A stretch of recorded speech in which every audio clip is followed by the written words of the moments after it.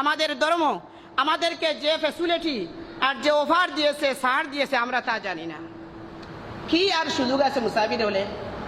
ফতোয়া আলমগীরি ফতোয়া স্বামী কিতাবের মধ্যে বিশেষ করে 60টি গুণের কথা, মানে 60টি সুযোগ আছে ইবাদতের মধ্যে বলেছেন। আল্লাহ কামুল্লাতি তাদাগাইয়ারু বিসসাফারি ওয়া হিয়া কাসরুস সালাহ। মুফতিয়ানে কেরাম ফতোয়ার কিতাবাদির মধ্যে উল্লেখ করেছেন, শরী মুসাফির 78 কিলোমিটার দূর গেলে মানুষ 1 নম্বরে 4 রাকাতি নামাজের স্থলে 2 রাকাত নামাজ পড়তে পারবে। 2 নম্বর ওয়াইবাহাতুল ফিতরি, 2 নম্বরে ওই ব্যক্তি যদি রমজান মাসে সফর করে, তাহলে সে ব্যক্তি যদি অনুভব করে রমজানের রোজা রাখলে সফর অবস্থায় আমার কষ্ট হবে, তাহলে রমজানের মধ্যে রোজা ছেড়ে দেওয়ারও অনুমতি আছে। বলুন না সুবহানাল্লাহ। আল্লাহ কি সুযোগ আমাদেরকে দিয়েছেন। রমজান মাসে আপনি 78 কিলোমিটার বা তার চেয়ে দূর কোথাও ভ্রমণে যাচ্ছেন, এমত অবস্থায় আপনি ভাবতেছেন সফর অবস্থায় রোজা রাখলে কষ্ট হবে। আর বর্তমান যে গরমের সময়, গরমের মৌসুম, কি কষ্ট হয়, দিন লম্বা গরমও বেশি। এই অবস্থায় যদি গাড়ির মধ্যে সারাদিন কেটে যায় তাহলে বেশি কষ্ট হবে। আল্লাহ রাব্বুল আলামিন সুযোগ দিয়েছেন, তোমরা যদি সফর অবস্থায় থাকো তাহলে রোজা ছেড়ে দেওয়ার অনুমতি আছে, তবে রমজান যাওয়ার পরে এই রোজা কাজা করতে হবে। পরে কি করা লাগবে? কাজা আদায় করতে হবে, একবারে ছেড়ে দেওয়ার অনুমতি নাই। সাময়িকভাবে রমজান মাসে না রাখার অনুমতি আছে, কিন্তু রমজান পরে কি করতে হবে? কাজা আদায় করতে হবে। এটি কুরআন শরীফের মধ্যেও আছে।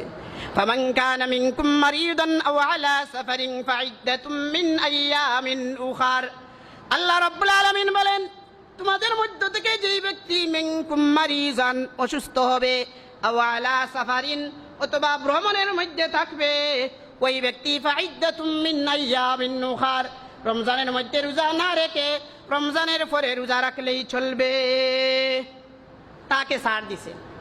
তাহলে আমরা মুসাফির হলে 2 নম্বর সুযোগ রোজা ছাড়ার। 3 নম্বর সুযোগ ওয়া ইমতিদাদু মুদ্দাতিল মাসহি ইলা সালাসাতি আইয়াম। এই মাসলা আমরা জানি না সুতরাং সাধারণত এই মাসলাটি হলো বেশিরভাগ শীতের দিনে দেখবেন উলামা একরাম বড় বড় আলিমদের পায়ে থাকে যে চামড়ার মোজা আছে না, এই চামড়ার মোজা পরিধান করলে আপনি ওযুর মধ্যে পাও না দৌত করে মোজার উপর মাসে করলেই ওযু হয়ে যায়। শীতের দিন এটা কষ্ট লাগে না, বেশি পা ভিজাইতে বেশি কষ্ট লাগে। এবার চামড়ার যে মোজা আছে, এই মোজা যদি আপনি বাসা বাড়িতে থাকা অবস্থায় পরিধান করেন, 1 দিন 1 রাত্র মাসে করতে পারবেন। আর মুসাফির অবস্থায় যদি হন তাহলে 3 দিন 3 রাত্র পরিমাণ মোজা না খুলে মোজার উপর মাসে করলেই চলবে। এইটা মুসাফিরের কারণে 3 দিন, তাহলে এই সুযোগটা এসে গেল। 3 নম্বর সুযোগ আমরা পেলাম। 4 নম্বর সুযোগ বলতেছেন শরীয়তের মধ্যে যে মুসাফির হলে ওয়াসুকুতু উজুবিল জুমআহ, জুমার নামাজ পড়া ওয়াজিব বা ফরজ। যারা বালিগ পুরুষ তাদের উপর জুমার নামাজ কি ফরজ, মহিলাদের উপর ফরজ নেই। না, মহিলারা কি করবেন? বসে বসে গল্প করবেন? না, তারা জুহরের নামাজ পড়বেন। জুমার দিনে কি করবেন? জুহরের নামাজ। আলহামদুলিল্লাহ, অনেক মা ও বোনেরা শুনেছি বাসায় বাড়িতে বসে তারা ওয়াজ শুনেন, গুরুত্ব দিয়ে ওয়াজ শুনেন, এটি ভালো আমল। আমার মা ও বোনেরা তারা বাড়িতে জুহরের নামাজ পড়বেন। এবার এই যে জুমার নামাজ আমাদের উপর ফরজ, আপনি যদি মুসাফির হন তাহলে জুমার নামাজ আপনার উপর ফরজ নাই। আপনি যদি সময় চলে যায় বা দেখতেছেন জুমার নামাজ পড়া যাচ্ছে না, আপনি অসুবিধা নেই, সফর করেন, পরে একা একা জুহরের নামাজ পড়বেন। কি পড়বেন? জুহরের নামাজ। এটি 4 নম্বর সুযোগ। 5 নম্বর সুযোগ ওয়াসুকুতু উজুবিল ওয়াঈদাইন, ঈদের নামাজ পড়া ওয়াজিব। আপনি যদি মুসাফির হন তাহলে ঈদের নামাজ পড়া ওয়াজিব নাই। আপনি যদি পড়তে না পারেন জামাতের সাথে তাহলে আর পরে পড়াও লাগবে না। ঈদের নামাজের আর কাজা নাই। কি নাই? কাজা নাই, তার বিকল্প নাই। হ্যাঁ, জুমার নামাজ এবং ঈদের নামাজ মুসাফির অবস্থায় ওয়াজিব বা ফরজ নাই। আপনি যদি ইমাম সাহেবের সাথে পড়ে পেলেন তাহলে আদায় হবে। তাহলে কি হবে? আদায় হবে, মানে ছেড়ে দিলে ওয়াজিব ছাড়ার গুনাহ হবে না। তবে জুমার ক্ষেত্রে জুহর পড়তে হবে, আর ঈদের ক্ষেত্রে আর কাজা করার কোনো দরকার নেই, কোনো কিছু নাই।